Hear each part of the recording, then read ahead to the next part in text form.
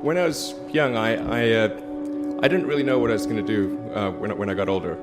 People kept asking me, but then eventually I thought that the idea of inventing things would be really cool.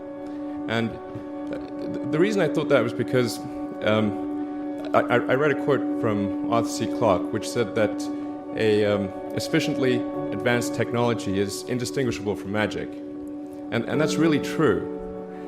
If you go back, say 300 years, the things that we take for granted today would be you'd be burned at the stake for.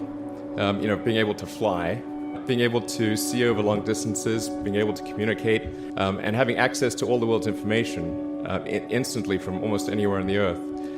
This is stuff that really would be magic, or would be considered magic in times past. In fact, I think it actually goes beyond that, because there are many things that we take for granted today that weren't even imagined in times past. They weren't even in the realm of magic.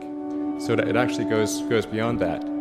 So I thought, well, if I can do some of those things, basically if I can advance technology, then that's like magic, and that would be really cool. And I also had sort of a slight existential crisis, because I was trying to figure out what does it all mean? Like, what's the purpose of things?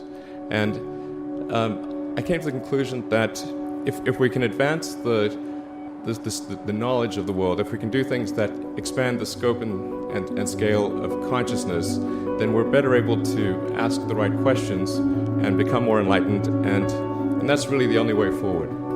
I think about what technology solution is necessary in order to achieve the particular goal, and then try to make as much progress in that direction as possible. I think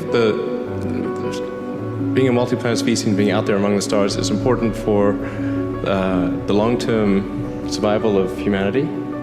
But then the part that I find personally most motivating is that it creates a sense of adventure, and it makes people excited about the future. If you consider two futures, one where we are forever confined to Earth until eventually something terrible happens, or another future where we are out there on many planets, maybe even going beyond the solar system. I think that second version is incredibly exciting and inspiring, and there need to be reasons to get up in the morning. Life can't just be about solving problems. Otherwise, what's the point? There's got to be things that people find inspiring and make life worth living.